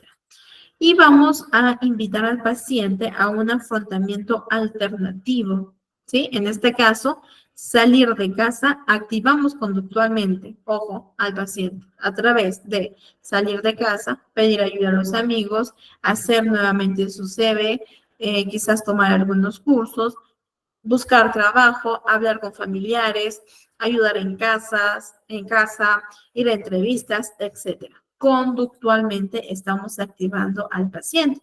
Entonces, estas conductas de afrontamiento, bien, bloquean la pauta de evitación, es decir, bloquean el patrón evitativo y al bloquear este patrón evitativo, por lo tanto, no se realiza el círculo vicioso, ¿bien? Y se abre la posibilidad de poder modificar la situación depresógena. ¿Listo? Entonces, nosotros buscamos conductas de afrontamiento, conductuales, ¿ya? Bien, este análisis, chicos, que hemos visto, tienen que realizarlo también, ¿sí? Como lo vimos en la sesión anterior. Lo mismo, ¿sí? Lo mismo ustedes realizan con sus pacientes. Bien. Entonces, vamos a ver que también en la activación conductual nosotros realizamos un primer registro, que es el registro de actividades diarias. Entonces, le ponemos desde las 5 de la mañana hasta las 6 de la mañana. ¿Bien? ¿Qué hace, por ejemplo, el día lunes? Bueno, desperté quizás a las 2 de la tarde y a las 7 de la noche almorcé. ¿Sí? Entonces, son todas las actividades que tiene que registrar. ¿Qué es lo que hace de lunes a domingo el paciente? Es el primer registro que le brindamos. Ahora, en la sesión, junto con el psicólogo y el consultante, vamos a ver las actividades potenciales mediante sus valores. Vamos a ir por pasos. Paso número 1. Vamos a explorar las áreas valiosas del paciente. Yo le voy a establecer 10 áreas, ¿sí? Como vemos en pantalla. Y vamos a preguntar si es que para él o para ella es importante para poder realizar lo que es la activación conductual. ¿Listo? Entonces, la primera área son las relaciones familiares. Yo le voy a preguntar, ¿para ti es importante tu relación familiar? ¿Es importante tu familia? Sí. Ok. ¿Qué tipo de hermano o qué tipo de hermana, hijo, padre, madre, quieres ser? Y anotamos la respuesta. Ok.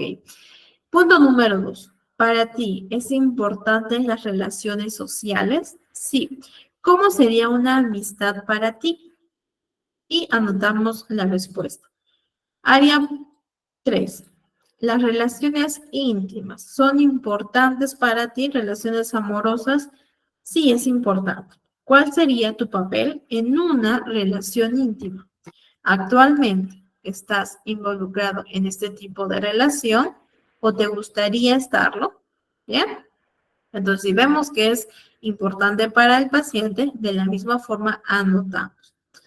4. La educación, formación o capacitación. ¿Te gustaría recibir capacitación especializada o realizar un curso en específico? Sí, es importante para ti. Sí, ¿no? Entonces, ¿sobre qué curso te gustaría o sobre qué tema te gustaría aprender más? ¿Bien? De la misma forma, escribimos su respuesta. Área 5, empleo o carrera. ¿Qué tipo de trabajo te gustaría hacer? ¿Y qué tipo de trabajador también te gustaría ser? ¿Listo? Entonces, de la misma forma registramos. Punto número 6. Pasatiempos y o recreación.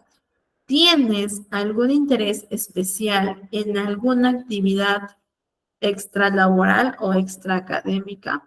Sí, no. ¿Es relevante para ti? Sí. Si es relevante, lo consideramos. Vida comunitaria, actividades políticas, caridad, ciudadanía. ¿Qué contribución te gustaría hacer a la comunidad? No, ninguna. Ok. Entonces no vamos a presionar, todavía no, ¿no? Hasta que el paciente lo decida. Caso contrario, también registramos la respuesta. 8. Cuidado físico. ¿Desea mejorar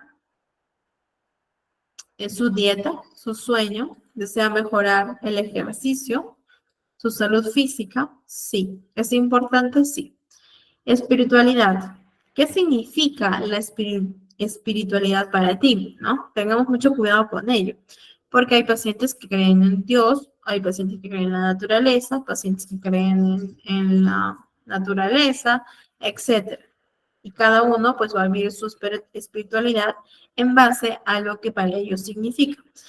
Y bueno, nos das la respuesta y le preguntamos, ¿estás satisfecho con esta área de tu vida? ¿Bien? ¿Es importante para ti? Ok. Punto número 10. Problemas psicológicos emocionales, ¿no? ¿Cuáles son tus metas para este tratamiento? ¿Hay otros temas además de la depresión que te gustaría explorar?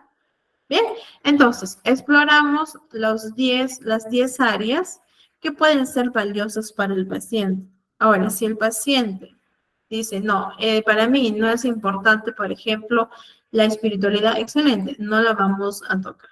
¿Listo? Va a depender mucho de cada uno. Bien, entonces, el trabajo del psicólogo junto con el consultante es armar una lista y un programa de actividades. Bien, que estas actividades, chicos, por favor, que esté en concordancia con los valores. ¿Cuáles son los valores? Estos. ¿Listo? Sus áreas valiosas. ¿Bien? Y este debe comprometerse a cumplirlas. Entonces, si para mi paciente no es importante la espiritualidad, pero yo como psicólogo le pongo a realizar una actividad que tenga que ver con la espiritualidad, mi paciente no va a tener el compromiso porque no es importante para él. ¿Sí? Bien, entonces sí respetemos al paciente en cuanto a sus intereses. Bien, ahora, esto también es importante. Tenemos que enseñar al paciente a establecer la diferencia entre un valor y una meta. Por ejemplo, ser un buen padre o ser un padre presente es un valor, ¿cierto? Porque no tiene fin y porque podemos ser un buen papá siempre. ¿Listo? En cambio, pasar y disfrutar los fines de semana de este mes con mi hijo es una meta. ¿Por qué? Porque tiene un fin y es una actividad que se completa.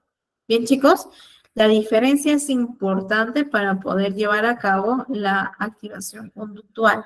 Bien, entonces, mirando esto y haber escuchado esto, chicos, ¿cuál es la diferencia entre el valor y la meta?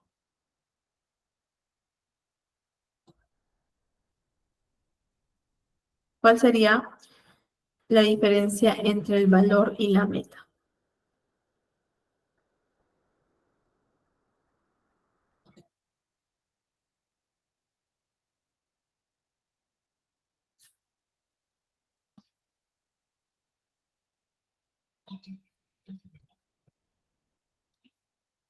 A ver, Jessica, el valor no tiene límite o es indefinido. Muy bien.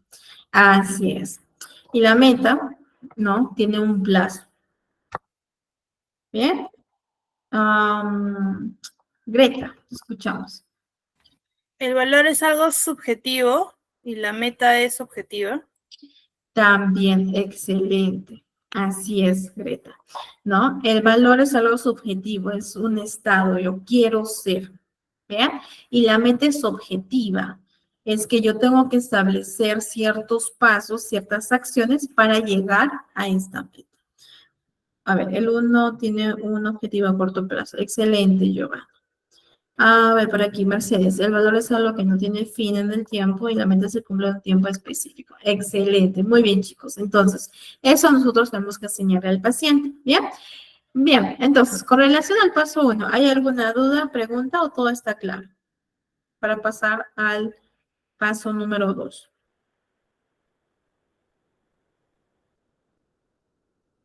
¿Todo claro, chicos? Por favor, me confirman con una reacción o en el... Excelente, Mercedes. Muy bien. Entonces, pasamos al punto número 2. Vamos a describir actividades que el paciente quiera lograr en estas áreas. Bien, en este caso tenemos las 10 áreas previamente vistas. Ahora, no pueden ser 10, probablemente sean solo 8 o 9, ya dependiendo del paciente. Bien, ahora es importante que se agreguen todas las actividades que el paciente está seguro que va a disfrutar, porque caso contrario no lo va a realizar. ¿Ya, chicos? Eso es importante. Ahora, acciones, actividades, no pensamientos, no emociones. Es muy distinto decir, pensar que todo está bien. Eso no es una actividad, es un pensamiento, ¿ya? En cambio, salir a pasear con mi hermana 2 veces a la semana, esto sí es una actividad. Bien, desde un inicio tenemos que plantear las actividades de manera específicas y correctas, porque el pensamiento y la emoción no es una actividad o no es parte de la activación conductual. ¿Listo?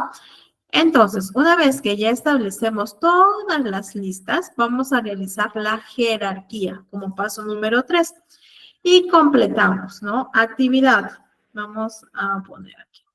Por ejemplo, leer una página de mi libro, ¿sí? Tantos, un libro, todas las noches. ¿Bien? ¿Esa es una actividad o sería un pensamiento de emoción? ¿Qué es actividad? Excelente, Mercedes. A ver, otro.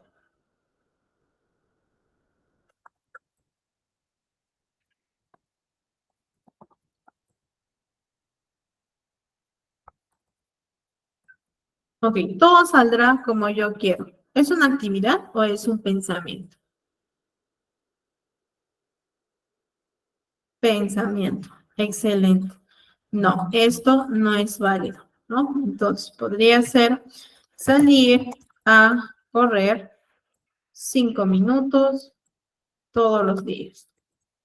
Esto sería una actividad, ¿cierto? Algo que mi paciente puede disfrutar. Quizás cocinar en las noches. ¿Listo? También es una actividad.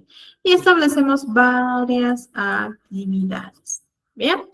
Entonces, ¿qué es lo que vamos a hacer? Una vez que ya tenemos toda la lista de actividades, muy bien, chicos, toda la lista de actividades, vamos a establecer el nivel de dificultad. Entonces, 1 va a ser el menos difícil y el 15 o la actividad última va a ser el más difícil. ¿Bien? Por ejemplo, para mí, a ver, la más fácil es esta. Leer un libro, perdón, leer una página de mi libro todas las noches. Quizás la más difícil es esta, la 15. Cocinar en las noches.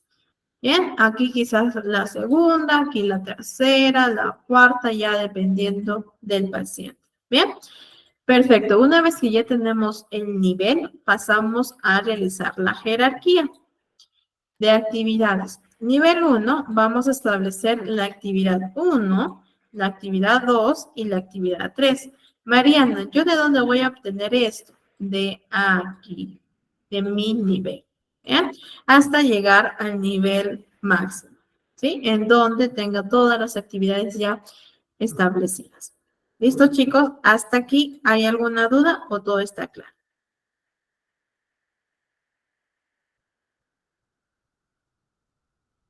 Con la jerarquía de actividades.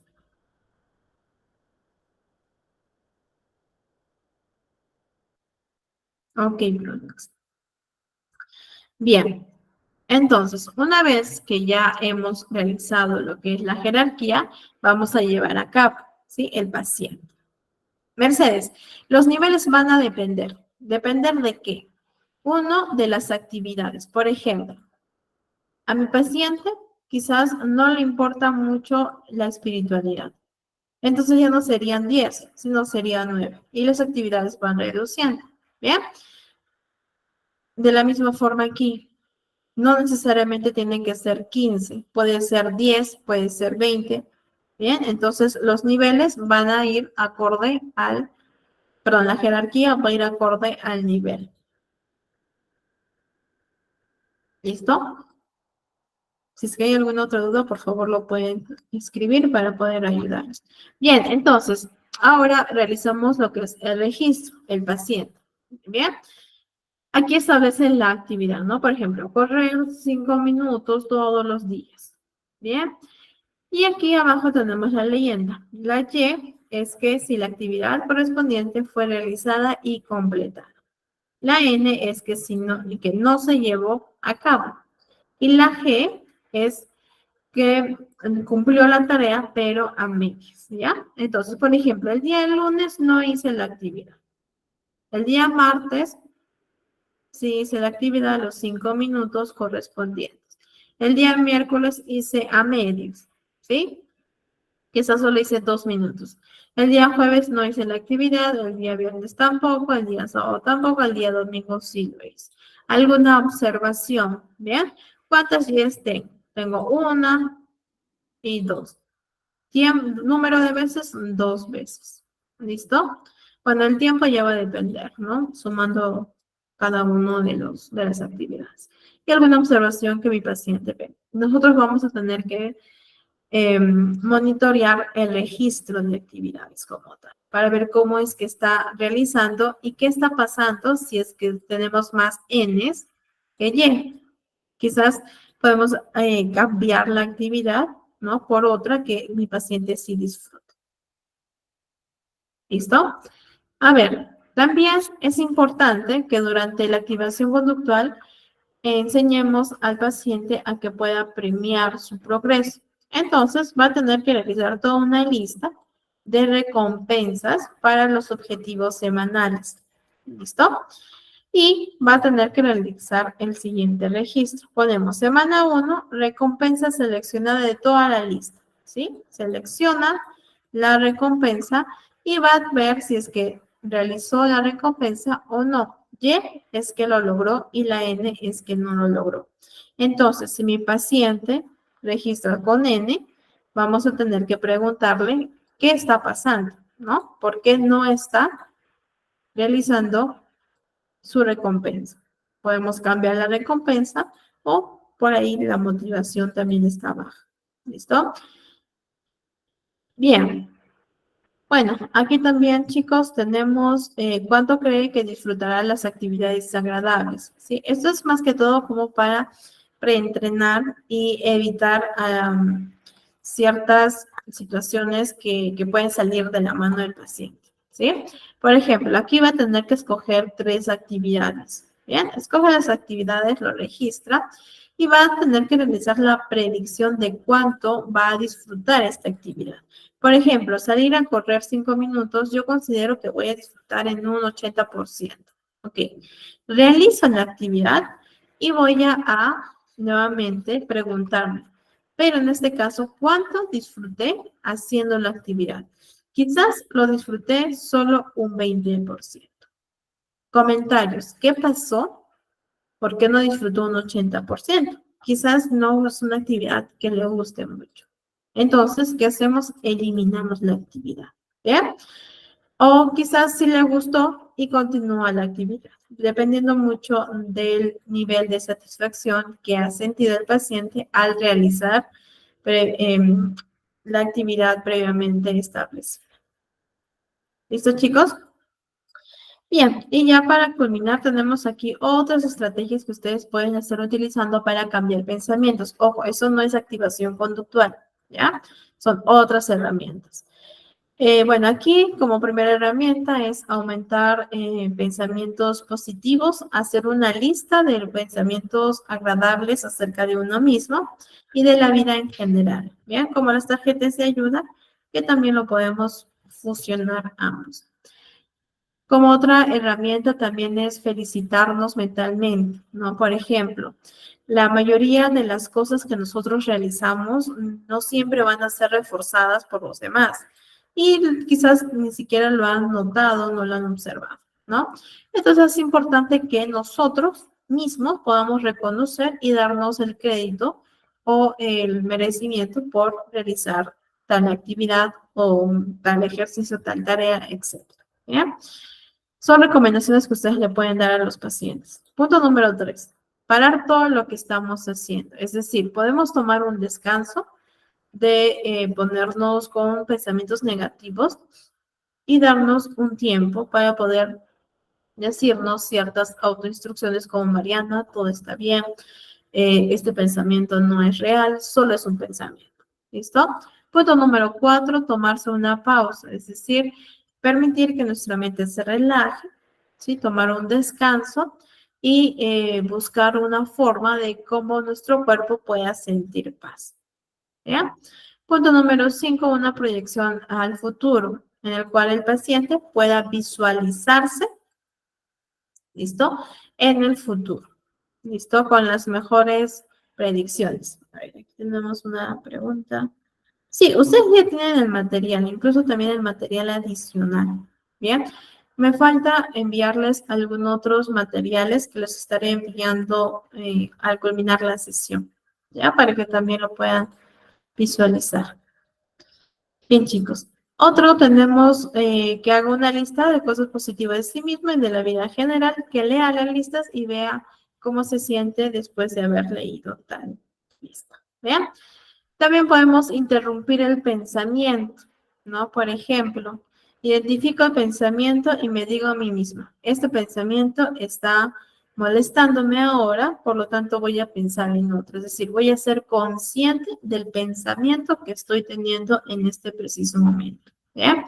Y lo interrumpo con la verbalización, o puedo realizar la fórmula de los sentidos 5, 4, 3, 2, 1, o puedo agarrar hielos, ¿no? Es decir, agarro 2 hielitos, una en cada mano, comienzo a concentrarme en la sensación del hielo en mis manos, ¿no? O me lavo la cara con abundante agua, etc. Interrumpo el curso del pensamiento negativo. También usamos el tiempo para preocuparse. Esto también lo utilizamos con los pacientes que tienen TOC, ¿no? El trastorno obsesivo compulsivo, en el cual los pacientes se programan un tiempo para preocuparse, ¿sí? Es decir, nosotros nos vamos a concentrar quizás sea 10 o 15 minutos diariamente Entonces vamos a tomar este tiempito para preocuparnos y tener todos los pensamientos necesarios de preocupación. ¿Bien? Y el resto del día vamos a estar sin preocupación como tal. ¿Listo? Es una herramienta funcional que sirve muchísimo, como les digo, también para las personas que tienen TOC. Otra herramienta también es reírnos de nuestros problemas exagerándolos. Esto va a depender muchísimo del sentido del humor que tenga el paciente. Hay algunos que funcionan y otros que no, ¿sí? Es decir, tratar de reírnos de nuestras propias preocupaciones, realizar ciertos chistes acerca de nuestra preocupación.